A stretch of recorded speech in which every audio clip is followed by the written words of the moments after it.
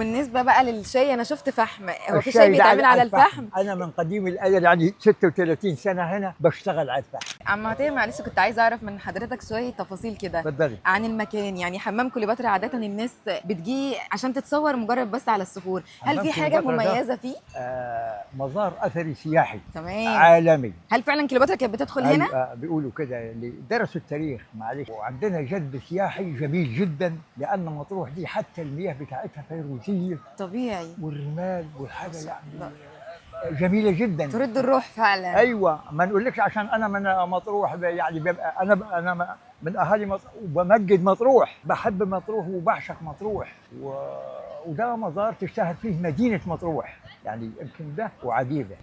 وده اشهر لان الوحيد اثري وسياحي. طب حضرتك كنت تعرف اي تفاصيل كليوباترا كانت بتعملها جوه ولا؟ لا والله دي انا ما عنديش فيها، لاني انا لن ادرس التاريخ، ورغم اني انا راجل متعلم وهذه اعمالي وهذه ما انا جذبني فعلا، عجبني قوي الحاجات اللي متعلقه جوه على الاماكن دي. ممكن تكلمني عنها؟ وده اتفضل اهي.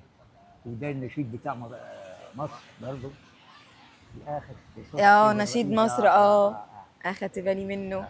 وبالنسبه بقى للشاي، انا شفت فحم، هو في شاي بيتعمل على الفحم؟ انا من قديم الازل يعني 36 سنه هنا بشتغل على الفحم، وكل الناس عارفه ان عطيه الفقي شغال على، ورغم ان الغاز موجود اهو بس ما بشتغلش عليه.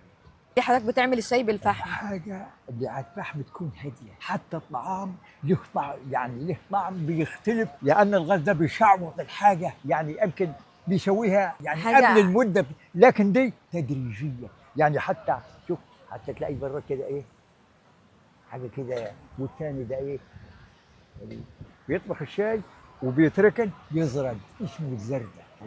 فالناس بتعشق الشاي بتاعي، بتجيلي من عجيبه ومشط الغرام وكليوباترا وبتاع، يقول لك ايه نروح نشرب شاي مع عطيه. انا حاسه ان المكان اثر جدا على حضرتك في الهدوء والراحه. والله انا صراحه الناس كلها اللي بتقعد عندي يقول لك رغم ان المكان بسيط، لا في راحه فعلا رهيبه يعني رهيبه، ليه جو شاعري رومانسي. دي حقيقه، واخد من طاقه المكان كلها هدوء. مبسوطين مع حضرتك يا عم عطيه، وعايزين بقى ان شاء الله نجرب الشاي ده دلوقتي. اتفضلي حضرتك، وشاي بنعناع حضرتك. تمام، متحمسه ان انا ادوق. اتفضلي يا أمي.